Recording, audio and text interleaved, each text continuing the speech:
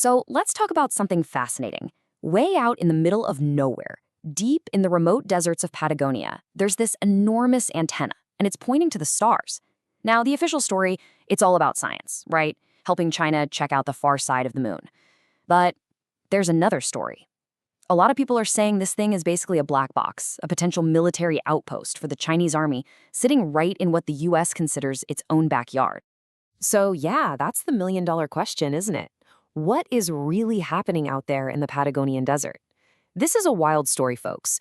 It's got science, a ton of secrecy, and this huge geopolitical chess game going on in one of the most remote spots on the planet. Let's start with the official version of events, what China and Argentina want us to believe. All right, so first up, the official mission. They're calling it a beacon for deep space exploration. On the surface, the whole point of this place, the Espacio Lejano station, is really straightforward. It's all about science, exploring the cosmos, and working together. Sounds great, right? Okay, so let's get into the nitty-gritty. Here are the basic facts. The deal was signed way back in 2012. Argentina's government at the time gave China this 50-year tax-free lease on a chunk of land. The star of the show is this absolutely massive 35-meter antenna. Officially, its job is to help China with its super ambitious space program. You know, things like their historic landing on the far side of the moon. And what does Argentina get out of it? Well, they get to use the antenna for their own research 10% of the time. Sounds like a pretty good deal for everyone, a real win-win. And if you talk to the locals, you get a totally different vibe. The mayor of the closest town, a guy named Ricardo Esparza, he's like, these are just nice people. He says he's never seen anyone with a gun, and that this whole story about military personnel, he calls it a myth, just a story cooked up because of big countries competing with each other. Okay, but that's where the peaceful, simple story ends. Let's get into the other side of this. Is it really a military-run black box? Because the suspicions have been rising for years. Not everyone is buying that friendly scientist story. For a long time now, folks in the US government and security circles have been raising red flags, saying, whoa, hold on a minute, this place is way more than just a science project. And their biggest concerns? It's all about who's in charge and what the fine print of the deal actually says. And this is really where you see the two stories collide. On one hand, you have the official line, it's a civilian project for science.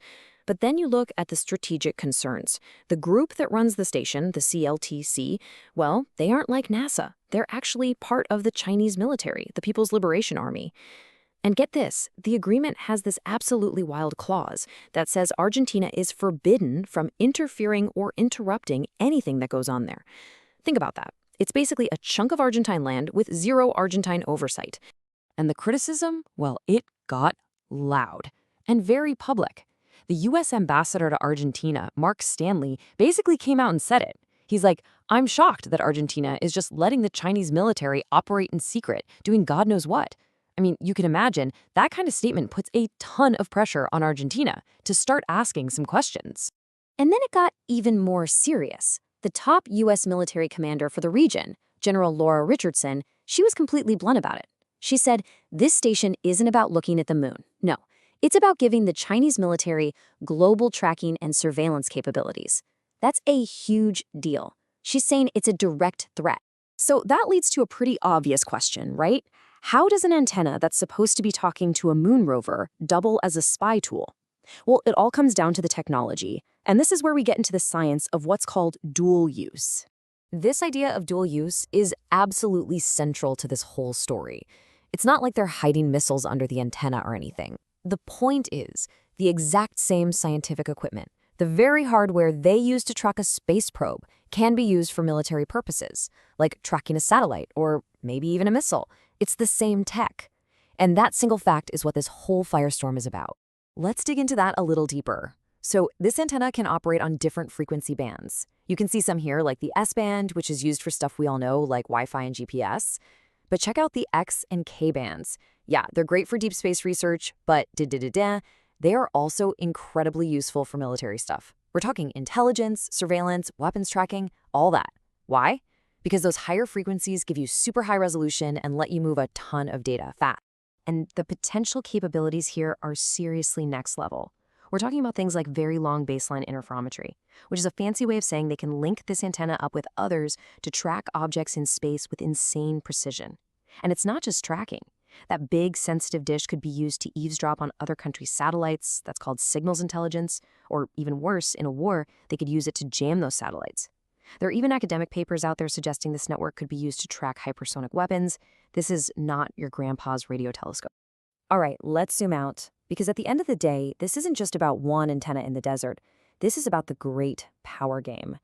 This station is a chess piece, and its location in the southern hemisphere is no accident. Being down there gives China a perfect view of the sky that's really hard to get from up north, especially for tracking satellites that fly over the poles. And you can see how this plays out in Argentina's own politics. It's been a real roller coaster. So the deal was first signed back when Argentina's government was very friendly with China.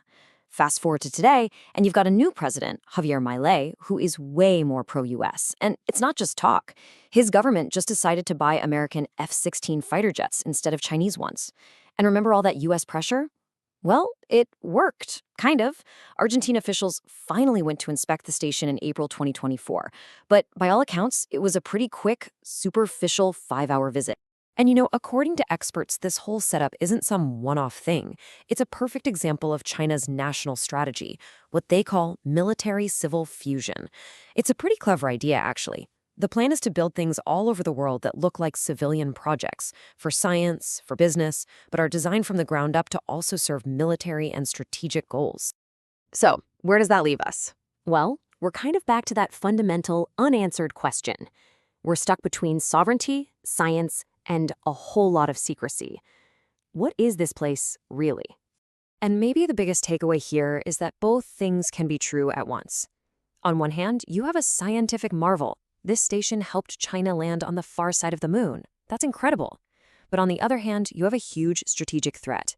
It's run by the Chinese military. We don't really know what it's doing. It has powerful dual-use tech, and it's right in the US's backyard. It's both. And that's the puzzle of this whole situation. And that leaves us with one last really big question to chew on. In a world where big powers are always competing, can we ever really have pure space exploration? Can it ever be just about science without getting tangled up in military goals? Because as we push further out into the cosmos, the same tech that lets us explore new worlds can also be used as a weapon back here on Earth. It makes you wonder, is the final frontier just another battlefield,